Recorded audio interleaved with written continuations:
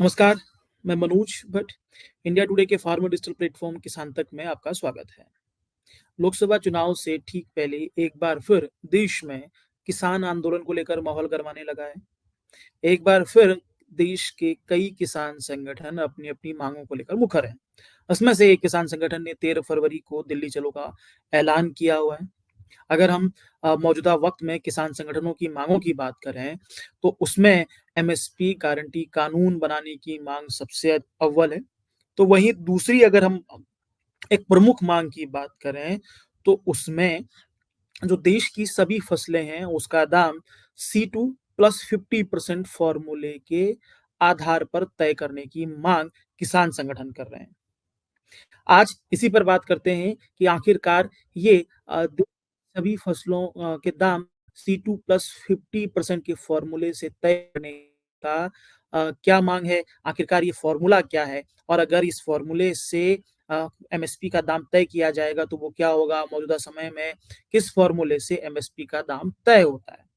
सबसे पहली बात कल हमने देखा कि भारत सरकार ने 3 भारत रत्नों का ऐलान किया, 3 की विभूतियों को भारत रत्न देने की बात की। उसमें एक जो विभूति थी जिसमें जो खाँटी एग्रीकल्चर सेक्टर से आती हैं, वो एमएस स्वामीनाथन थे। डॉक्टर एमएस स्वामीनाथन को भारत रत्न देने की माँग की।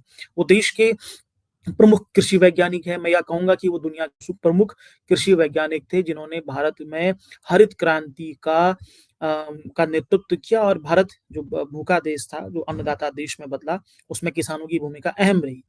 उन्हीं डॉक्टर एम एस स्वामीनाथन ने उनकी कमेटी थी 2005 में और उन्हीं के नेतृत्व में बनी कमेटी ने देश में फसलों के दाम C2 प्लस 50 फॉर्मूले से तय करने की मांग की थी और ये C2 प्लस 50 फॉर्मूले को स्वामीनाथन आयोग का एमएसपी फॉर्मूला भी माना जाता है और मौजूदा वक्त में किसान संगठन इसी फॉर्मूले से एमएसपी फसलों का एमएसपी तय करने की मांग कर रहे हैं। अब बात करते हैं कि मौजूदा वक़्त पर किस फ़ॉर्मूले से एमएसपी का दाम तय हो रहा है। ये माँग लंबे समय से किसान संगठन कर रहे थे कि एमएसपी स्वामीनाथन कमेटी की सिफ़ारिशों को लागू किया जाए। केंद्र सरकार ने ये कहा कि एमएसपी को लेकर जो स्वामीनाथन कमेटी की सिफ़ारिश है, उसको लागू कर दिया गया है। उस पर प्लस 50% लागत आ रही है, उस पर किसानों को उसका भुगतान किया जा रहा है, ऐसा केंद्र सरकार कहती है। लेकिन लगातार किसान संगठन कहते हैं कि वो जो सिफ़ारिशें लागू की गई हैं, वो आधी-अधूरी हैं।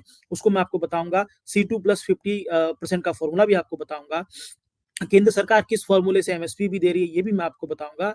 लेकिन सबसे पहले जानते हैं कि एमएसपी तय करने के फ़ॉर्मूले कितने हैं? अगर हम लोग बात करें कि एमएसपी तय करने के जो फ़ॉर्मूले की बात करें, तो एमएसपी तय करने के फ़ॉर्मूले कुल जमा 3 हैं। यानी कि अगर हम उन फ़ॉर्मूलों की बात करें, तो जैसे सबसे पहले हम मानते हैं A2 फ़ॉर्मूला। उसके बाद है A2 प्लस FL फ़ॉर्मूला और जिसे हम तीसरे की बात करते हैं वो C2 प्लस 50% फ़ॉर्मूला। अगर हम बात करते हैं A2 फ़ॉर्मूला क्या है? A2 फ़ॉर्मूला जो है उसे हम कह सकते हैं कि A2 फ़ॉर्मूले का सीधा-सा मतलब है यानी कि इस फ़ॉर्मूले के तहत किसान की जितनी भी लागत में नकदी खर्च शामिल होता है जिसमें जैसे हम लोग कह सकते हैं अ कि जो जो भी किसान अपनी खेती करने में जो भी किसान जेब से खर्च करता है, जिसमें बीज से लेकर खाद, मज़दूर, मशीनें शामिल हैं, उन सबको मतलब ईंधन, सिंचाई से लेकर जो भी पैसा खर्च करता है, उसकी गणना A2 फ़ॉर्मूले के तहत होती है। यानी कि खेती में किया जाने वाला किसी भी तरह का खर्च जो बीज, खाद, कीटनाशक, मज़दूरी में शामिल हो, उसको A2 फ़ॉर्मूले के तहत रखा जाता है। अब बात आती है A2 plus FL formula. A2 plus FL फॉर्मूले की अगर हम लोग बात करें तो ए टू प्लस एफएल फॉर्मूले का मतलब है actual paid out cost plus imputed value of family labour यानी कि इसमें खर्च की गई लागत यानी कि जो खेती में खर्च होता है ए टू में जो ए टू का जो खर्च है अ, इसमें हमने बताया कि ए टू में बीज खाद कीटनाशक मजदूरी ईंधन सिंचाई जैसे जो भी किसान जो जेब से खर्च करता है मशीनरी में भी वो ए टू में जोड़ा जाता है इसमें भी ए टू में भी इसमें ये भी जोड़ा जाता है लेकिन इसके साथ साथ खर्च की गई राशि में इसके साथ साथ जो फैमिली लेबर होती है उसकी जो कॉस्टिंग होती है यानी कि जो फैमिली खेती कर रही है उसकी जो अम, उसका जो अनप्लेड जिसे बोलते हैं कि हम लोग देखते हैं कि हमारे खेती में किसानों की पूरी फैमिली लगती है, तो उस फैमिली को अनपेड फैमिली के तौर पर रखा जाता है।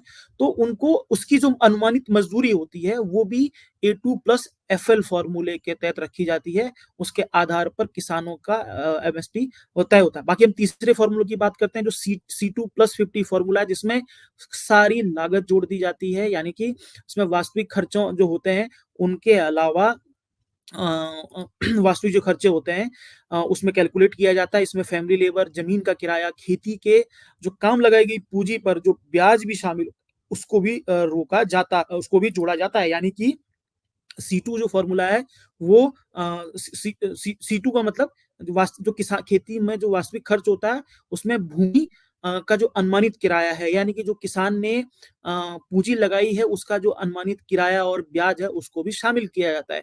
उस पर प्लस 50 की जो बात है वो स्वामीनाथन आयोग ने की थी। 3 फ़ॉर्मूले हैं, 3 फ़ॉर्मूले में A2 हमने आपको बताया कि बीज, खाद, कीटनाशक जो भी खेती में खर्चा होता है उसको जोड़ दिया जाता है।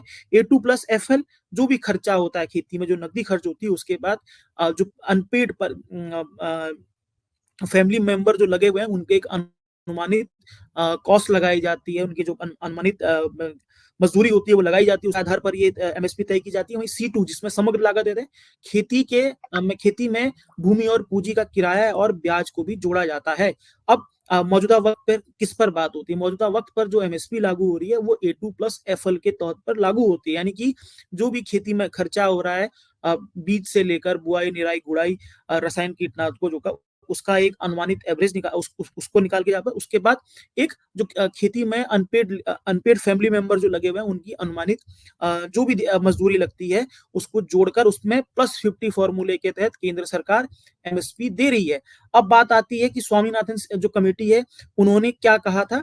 स्वामीनाथन कमेटी ने C2 प्लस 50 की बात की, यानी कि सीधी सी बात है कि स्वामीनाथन कमेटी का जो मानना है जिसको लेकर किसान लगातार मांग कर रहे हैं कि जो खेती में वास्तविक यानी इसमें हॉलिस्टिक जिसे बोलते हैं कि ये हॉलिस्टिक लागत का फॉर्मूला है जिसमें हम जो खेती में जो खर्च हो रहा है उसको तो जोड़ा ही जाएगा, उसके साथ-साथ ही जिनके पास स्वामित्व वाली भूमि है, जिनके पास अपना मतलब जिनके पास वो है, उसमें ज़मीन का और पूँजी का अनुमानित किराया और ब्याज को भी शामिल किया जाता है। उस पर उसके आधार पर इसकी गणना होने के साथ ही उसके पर प्लस 50% देने की मांग की जा रही है। ऐसे में अब कितना एमएसपी पर फर्क पड़ेगा? इसके बारे में जाना जाता है कि इससे तकरीबन एमएसपी में 40% तक का उछाल होगा। इस फॉर्मूले से अगर गणना की जाती है एमएसपी की, अगर मान लिया जाए कि गेहूँ की एमएसपी अभी ₹2200 है, तो समझा जा सकता है कि इससे इस फॉर्मूले अगर C2 प्लस 50 से अगर गेहूँ की एमएसपी तय होने लगी, तो गेहूँ की कीमत 2700-2800 के आसपास आएगी, 2800-2900 के आसपास आएगी। ये एक अलग मैथमेटिक्स है, इसकी गणना वो एक अलग तरीके से आपको कभी समझाएँगे कि कितनी एक्चुअल कॉस्ट होगी C2 प्लस अगर 50 फॉर्मूले से अगर एमएसपी तय किया जाता है। अब किसान संगठन इसकी मांग कर रहे हैं। हमने देखा कि केंद्र सरकार A2 प्लस FL फॉर्मूले के तहत एमएसपी दे रही है जिसमें दावा किया जाता है कि प्लस 50% यानी कि जो लागत का 50% वो दिया जाता है, तो केंद्र सरकार ने मौजूदा वक्त में A2 प्लस FL फॉर्मूले से एमएसपी की गणना करती है, उसके ऊपर की 50% दिया जाता है, यानी कि जो लागत का 50% लाभांश दिया जाता है। ऐसे में केंद्र सरकार ने स्वामीनाथन कमेटी की जो सिफारिशें हैं 50% वो लागू की है, लेकिन C2 प्लस 50% का फॉर्मूला लागू नहीं किया। अगर और किसान संगठन इसी की मांग कर रहे हैं कि C2 फॉर्मूला लागू किया जाए। C2 फॉर्मूला से अगर एमएसपी की गणना होगी तो जाहिर तौर पर किसानों की लागत की गणना ज्यादा होगी, और किसानों की जब लागत की गणना ज्यादा होगी तो उसके ऊपर प्लस 50 के फॉर्मूले से एमएसपी स्वतःवी तौर पर बढ़ जाएगी। ये मांग मौजूदा वक्त में किसान संगठन कर रहे हैं, और दक्षिण से लेकर उत्तर भारत के राज्यों के किसानों संगठनों की यही मांग है। ऐसे में अब देखना ही दिलचस्प होगा कि क्या C2 प्लस 50% के फॉर्मूले को इम्प्लीमेंट किया जाता है कि A2 प्लस FL का जो फॉर्मूला है मौजूदा वक्त में जो लागू है उसे ही आगे बढ़ाया जाता है।